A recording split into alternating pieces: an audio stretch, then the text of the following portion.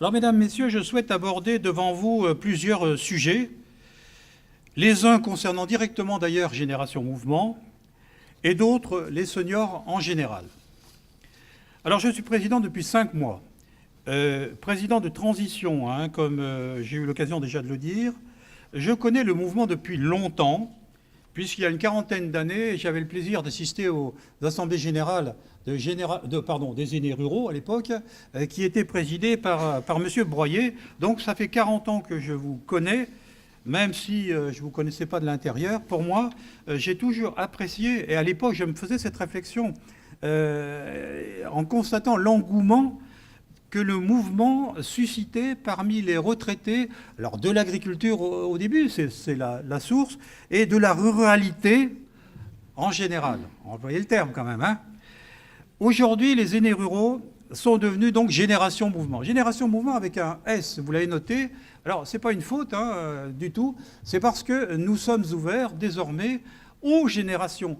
Alors, aujourd'hui, quelqu'un qui a 40 ans, 45 ans, pourrait venir, et c'est le cas d'ailleurs dans certains clubs qui, notamment une activité pétanque, nous avons des gens plus jeunes que ce qui est convenu d'appeler seniors, 60 ans. Et on sait encore pas, et on nous a expliqué un petit peu ce qu'étaient ce matin les seniors. Ça commence plus tôt que 60 ans quand même. Non. Il faut l'admettre, senior, c'est à partir de 55 ans. Ah ouais, ce matin, on nous a dit 50 ans, quand même. Alors, la Génération Mouvement est arrivée à un âge canonique. Et canonique parce que nous avons 40 ans et un peu plus. Alors, canonique au sens du droit canon, je précise. Le droit canon dit que l'âge canonique, c'est 40 ans. Et je parie que vous ne savez pas pourquoi. C'était l'âge à laquelle une dame pouvait devenir la bonne du curé. C'était ça. Et c'était 40 ans. Et le droit canon disait bien 40 ans. Aujourd'hui, connaissant nos femmes de 40 ans, je pense qu'il faudrait peut-être reculer. Mais ils n'ont plus besoin de femmes. Alors, avant tout ça, et après quelques plaisanteries classiques, je voudrais être plus sérieux en rendant un hommage. Je voudrais rendre un hommage aux présidents et aux présidentes, aujourd'hui absents, qui ont été les pionniers de leur club. Parce qu'il ne faut pas les oublier. Ils ont travaillé pendant des années, à l'origine, pour dynamiser toute cette structure qui se modelait dans ce département. Je voudrais aussi rendre un hommage à ceux et à celles qui, depuis très nombreuses années, sont encore en charge de la responsabilité de leur association. J'ai pu avoir l'occasion récemment donc, de passer des petits coups de fil aux uns et aux autres, et je m'aperçois que des gens qui ont des clubs qui sont extrêmement dynamiques sont là depuis des années et des années. C'est formidable, quoi. Avoir le cœur charpenté comme ça. Donc vraiment, je voudrais leur rendre hommage avec grande sincérité. Et puis alors, un hommage aussi à celles et ceux qui, plus jeunes, ont bien voulu prendre plus récemment les rênes de leur club. Ils y amènent leurs idées nouvelles, leur énergie, et trouvent leur récompense bien méritée dans le développement de leur effectif. J'ai tenté d'avoir en peu de temps le maximum de contact avec les uns et les autres, et je peux témoigner, je vous assure que nos présidents et nos présidentes se dévouent sans compter dans la mesure, certes à mesure de leurs moyens, quelquefois moyens relativement faibles, à l'animation de leur association pour le bonheur et la meilleure satisfaction de leurs adhérents. Lorsqu'on fait du bénévolat à Génération Mouvement ou ailleurs, certes, nous nous mettons une charge en responsabilité, mais en contrepartie, nous donnons un sens à notre vie. Et l'altruisme, s'il est sincèrement pratiqué, me semble-t-il, est source de bonheur. Et c'est tant mieux, car nos anciens sont quelquefois exigeants, difficiles à contenter, mais pour autant, au-delà des fois de l'agacement, ils méritent de tous le respect. Et je dirais même plus que le respect, ils ont droit à la considération. Et si je vous le dis ça, c'est vraiment d'une manière très sérieuse, car je trouve qu'on oublie un peu cela. Et je dis que les seniors, les personnes âgées, sont beaucoup plus que des usagers, pour certaines administrations, des pensionnaires, des clients, voire des lits. Voire des lits. Ce n'est pas une personne, c'est un lit. Non, ce n'est pas normal. La considération suppose qu'on intègre bien que ce sont des personnes, certes vieillissantes, mais des personnes. Alors, consacrer son temps à son association pour un dirigeant donne donc, je viens de le dire, un sens à sa propre vie, mais pour l'association, agir pour ses adhérents contribue aussi à donner du sens à la raison d'être de cette association.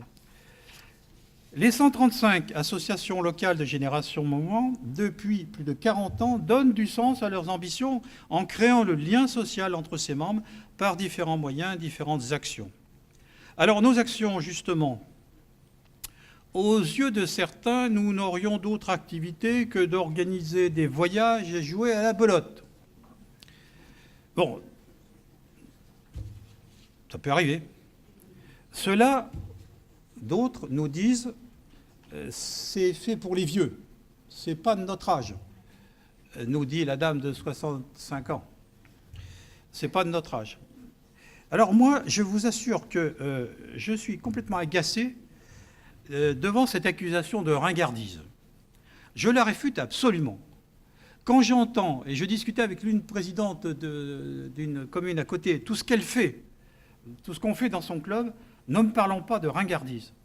Et puis quand bien même que, effectivement, dans certains petits clubs, effectivement, on constate le vieillissement de ses membres. Les activités sont quelquefois, oui, limitées aux jeux de cartes et aux repas amicaux. Mais est-ce que c'est pour autant ringard? Non, c'est déjà bien si les participants y trouvent leur compte. Et ils y trouvent leur compte. C'est ça, s'occuper des autres. Mais dans beaucoup d'autres clubs, c'est des dizaines d'activités qui s'y déroulent. Et ça va de celles qu'on a pu évoquer ce matin, je ne vais pas y revenir, les ateliers santé, la mise en forme, tout ce qui offre le moyen ludique de passer du temps agréable avec les uns et les autres. Ce matin, madame, vous disiez effectivement, on peut aller sur les... Nous avons abordé, rappelez-vous, des tutoriels en cliquant sur des liens Internet pour voir comment on fallait faire ceci, cela. Et une personne de la salle, fort justement, a dit « Mais si vous dites aux gens d'aller apprendre comment ça se fait, ils ne viendront pas dans le club. » Non, non. L'important, c'est que ces choses se fassent dans le club. Parce que faire ça chez soi, c'est bien, mais faire ça avec les autres, c'est encore mieux. Parce que là, effectivement, on crée du lien social, on crée de la relation, on crée de l'amitié, quelquefois, et c'est vraiment quelque chose d'important. Aujourd'hui, pourquoi dis-je que c'est important? C'est parce que les gens s'occupent, prennent plaisir à ces activités, mais n'oublions pas que pour beaucoup d'entre elles, il s'agit tout simplement de rompre leur solitude, rompre leur isolement. En France, savez-vous qu'il y a une personne sur 10 qui souffre de solitude? J'ai relevé qu'une étude réalisée par un institut montre que 6% des personnes âgées de 60 ans et plus, âgées relativement, sont isolées des deux cercles les plus nécessaires à la vie, le cercle amical et le cercle familial. C'est énorme, c'est presque 1 million de personnes qui vivent dans cette situation. Ne rencontrer quasiment jamais ou très rarement d'autres personnes, c'est une véritable situation de mort sociale qui souvent aussi se décline en déprime, dépression, maladie grave. La lutte contre la solitude est une question de santé publique. Les clubs Génération Mouvement participent à cette lutte contre la solitude. Mais en disant cela, j'en appelle à notre charte nationale de Génération Mouvement, qui, dans son titre « Agir pour le bien de tous », nous invite à ne pas nous limiter à notre cercle d'adhérents, mais au contraire à s'ouvrir aux autres par des actions solidaires. Et quand nous allons nous adresser aux non-adhérents pour mettre en œuvre notre action 100% connectée, nous sommes parfaitement dans l'esprit de la charte qui a été signée et approuvée à l'échelon national. Notre fédération veut s'attacher au développement de notre mouvement dans l'Yonne. Nous le ferons de deux manières. D'une part, nous proposerons à des associations existantes de nous rejoindre, et d'autre part, nous aiderons les clubs, c'est ce qu'on a vu tous ce matin, à attirer notamment des jeunes retraités. Alors, fédérer des associations existantes, ça consistera à faire la démonstration des avantages qui sont non négligeables, qui découlent de l'affiliation à notre fédération. Ces avantages, vous les connaissez, ils sont nombreux, et donc ça peut intéresser d'autres structures qui ne sont pas chez nous et que, forcément, voyant, mais encore faut-il en parler. Nous n'en parlons pas assez. Il faut que nous mettions en avant tous les avantages qu'il y a d'être adhérent à la fédération de Génération Mouvement. D'ailleurs, ces avantages, ils ont été bien compris, puisque je peux vous annoncer avec grand plaisir que 2 associations nous rejoignent ce trimestre. Alors, 2, ça pourrait être 10, mais 2, c'est très très bien.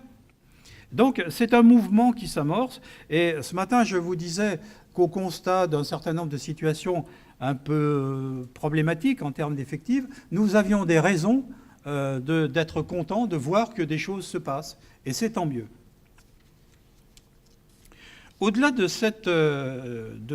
l'aide au développement, vous avez compris, effectivement, je n'y reviendrai pas, on en a parlé toute la matinée et tout à l'heure. Je n'y reviendrai pas pour gagner du temps au bénéfice de Patrick Gendreau, hein, parce que je vais écourter mon intervention par rapport à ça. Mais si.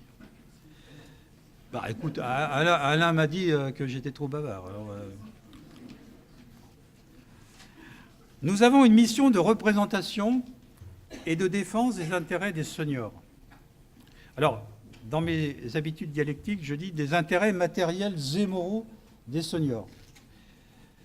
Et dans ce cadre, je souhaite aborder un sujet brûlant s'il en est, touchant à la défense des intérêts des retraités. Alors, notre pays souffre d'un déséquilibre de ses comptes publics. Ce n'est pas l'objet d'en traiter ici, bien évidemment. Les seniors se doivent d'être solidaires comme les autres couches de la société, dans le rétablissement de ces comptes publics. Alors, être solidaire, oui, à condition de le pouvoir. Le gouvernement décide d'augmenter le taux de la CSG de 1,7% du montant des retraites, sauf pour les petites retraites, et c'est heureux. Toutes les catégories de Français vont être touchées par cette mesure, considérée comme nécessaire. Mais les retraités sont les seuls à ne bénéficier d'aucune mesure compensatoire. Il s'agit d'augmenter le pouvoir d'achat des Français, pour une raison économiquement parfaitement justifiée. Donc, l'augmentation de la CSG est compensée en termes de charges pour les salariés, mais pour nous, non, ce n'est pas le cas. C'est totalement inéquitable, d'autant que les retraités qui n'ont vu aucune augmentation de leur pension depuis plusieurs années ont déjà fait les frais de mesures fiscales. La suppression de la demi-part pour les veuves, la taxation des majorations de retraite pour enfants, notamment. Alors notre fédération nationale appuie la Confédération française des retraités dans toutes ses démarches auprès du gouvernement, en l'occurrence auprès du ministre de l'Action et des Comptes publics. La société civile, ça c'est quelque chose que personnellement qui me tient à cœur. La société civile, Génération Mouvement, est une composante, avec bien d'autres, les gens du CDCA le savent bien, est une composante de ce qu'est la société civile. Tocqueville, qui a écrit de grandes choses, il opposait la société civile et le monde politique. C'était une autre époque. Moi, je considère que ce n'est pas une bonne chose. Mon avis est complètement négatif par rapport à ça. Je me suis souvent montré très critique à l'égard du monde politique. Pour ceux qui me connaissent, ils s'en souviennent. Néanmoins, ce n'est pas pour autant que j'émets un avis négatif par rapport à cette notion. Et même si la récente actualité politique fait bouger les lignes par rapport à la société civile, il nous faut nous inscrire dans le temps long et ne absolument pas opposer société civile et monde politique. Alors, a fortiori, il ne faut pas le mélanger. Pour moi, le monde politique doit écouter, donc solliciter les représentants de la société civile et décider quand il a compétence de le faire. La société civile, elle, doit porter la réflexion en entendant toutes ses composantes. La société civile doit donner des avis, majoritaires comme minoritaires d'ailleurs, aux décideurs. Aux décideurs. La société civile peut éventuellement, quand c'est nécessaire, revendiquer. Mais on a bien effectivement cette notion de représentation et de seulement représentation. Ne mélangeons pas. Les uns décident, les autres donnent des avis et agissent en réflexion et agissent en proposition. C'est complètement différent. Nous sommes bien dans ce schéma de représentation quand les représentants des seniors, à travers le CDCA, mes amis, là, ont reçu par la loi mission de renforcer la démocratie participative au niveau local et de faciliter la co-construction des politiques publiques territoriales en concertation avec, les usagers et leurs proches, les représentants institutionnels locaux et les professionnels du secteur de l'âge et du handicap. Je cite la loi. Alors, ça sera pour le futur. Est-ce que pour l'instant, on peut dire que ça a toujours été le cas ? Pas forcément, pas forcément. Et d'ailleurs, j'apporte un petit témoignage qui demande à être vérifié d'ailleurs par les gens du CDCA qui sont là. À la lecture du diagnostic, Monsieur le Président, pardon, du diagnostic préalable au schéma départemental d'amélioration de l'accessibilité des services au public, que j'ai lu, c'est un document superbement bien fait, très construit. Mais moi, je n'ai pas vu que le CODERPA de l'époque ou le CDCA d'aujourd'hui ait été consulté. Je trouve que, effectivement, pour moi, c'est une entorse. Alors, le CDCA, c'est tout jeune, donc on peut comprendre. Mais demain, il est intéressant, il est important qu'effectivement, il puisse y avoir des avis donnés par cette structure. En tout cas, et là je fais une proposition aux uns et aux autres, notre fédération Génération Mouvement aurait, je dis bien aurait, parce que bon, encore faut-il que ce soit accepté par ceux qui en pourraient tirer bénéfice, aurait la possibilité, à travers justement son tissu associatif, 135 associations, c'est pas rien, c'est 9000 adhérents, nous aurions la possibilité de procéder à des enquêtes pour recueillir les avis et situations des seniors, et ça pour le compte et dans le cadre et au bénéfice du CDCA.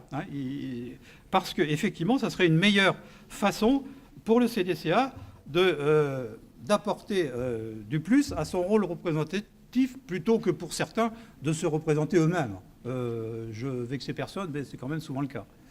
Par ailleurs, et ça concerne les collectivités locales aussi, nous souhaiterions partager et beaucoup plus travailler avec les collectivités locales. Vous avez entendu le témoignage de l'ancien maire de Blénaud et vous avez vu quel profit il tirait de cette relation.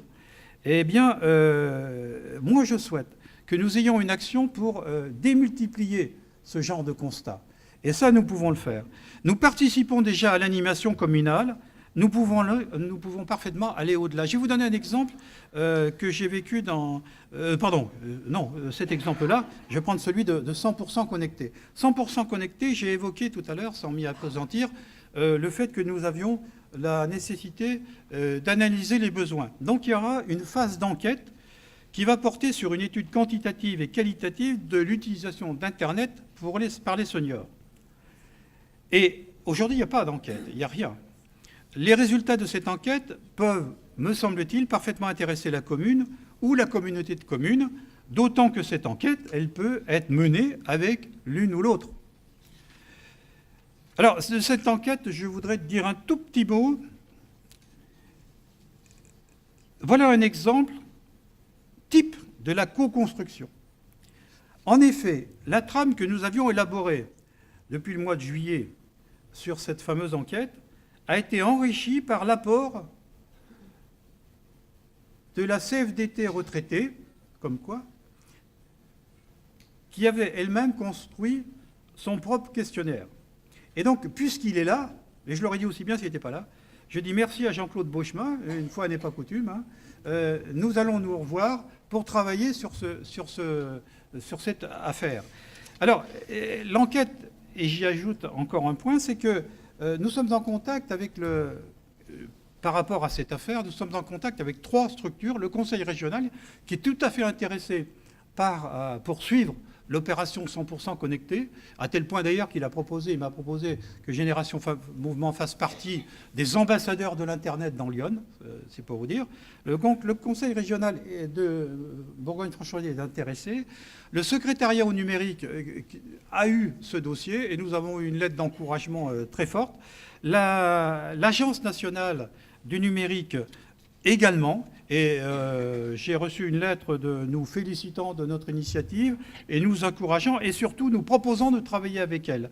Ce qui fait que les contacts que j'ai pu avoir des personnes de la direction de l'Agence du numérique, l'Agence du numérique, c'est une structure qui a été créée il y a quelques années et qui dépend du ministère de l'économie et des finances et en même temps du secrétariat d'État au numérique. Donc c'est une agence, une structure très compétente et officielle et surtout qui a des objectifs à réaliser. Et dans ces objectifs, eh bien, ils inscrivent l'action que nous allons mener pour Génération Mouvement à travers 100% Connecté. Et la dame m'a proposé que je lui soumette le questionnaire en question pour qu'elle puisse éventuellement rajouter des choses qui l'intéresseraient pour répondre à ses propres éléments, puisqu'ils ont fait une enquête il y a 2 ans qui n'a pas été refaite. Donc elle me dit, si c'est l'occasion rêvée d'avoir des éléments frais actualisés 2018 par rapport à cette enquête. Alors, bon, on verra bien ce que ça va donner, mais pour l'instant, moi, ce que je pense, que c'est une bonne occasion de dire que chacun, justement, c'est un exemple